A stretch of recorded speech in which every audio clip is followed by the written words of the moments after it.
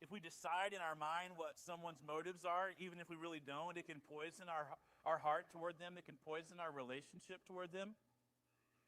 And then when we disagree with that person, all of a sudden something's wrong with them spiritually, right?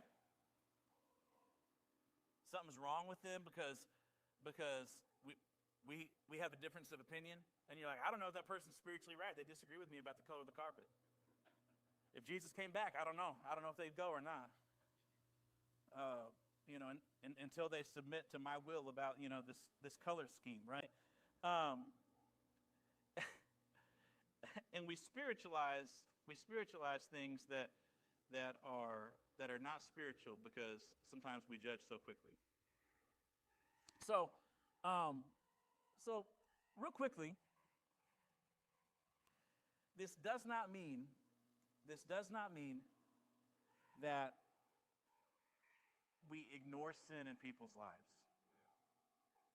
It doesn't mean we ignore visible sin, or we tolerate abuse, or we refuse to hold people accountable.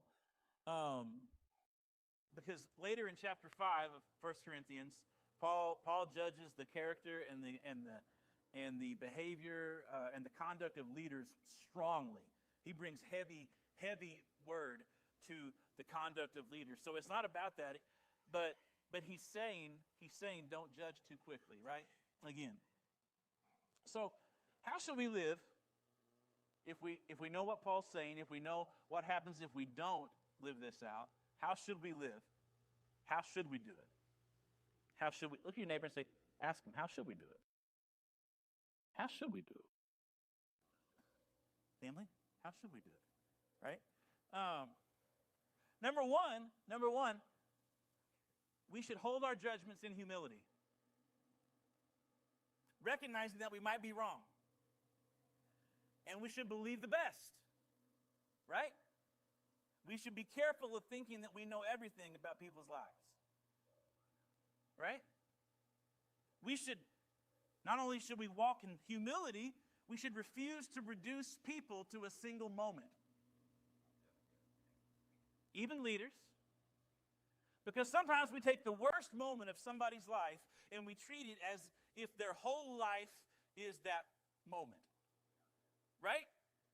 And godly accountability calls out the failures that we have in our lives honestly, but grace, thank God, says that it's not the whole story of that person, right? Walk in humility. Refuse to reduce people to a single moment. Examine our motives honestly. This is a good one. Am I making this about me? Ask ourselves, am I making this about me? Am I misjudging or punishing this person for someone else's mistakes and failures? Oh, you want to be challenged by God's word? Come on, that's good.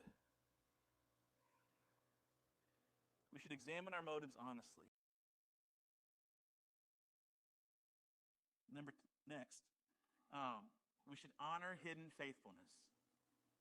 We should honor hidden faithfulness. I'll tell you something. As a person who leads in the church, it's an honor to serve.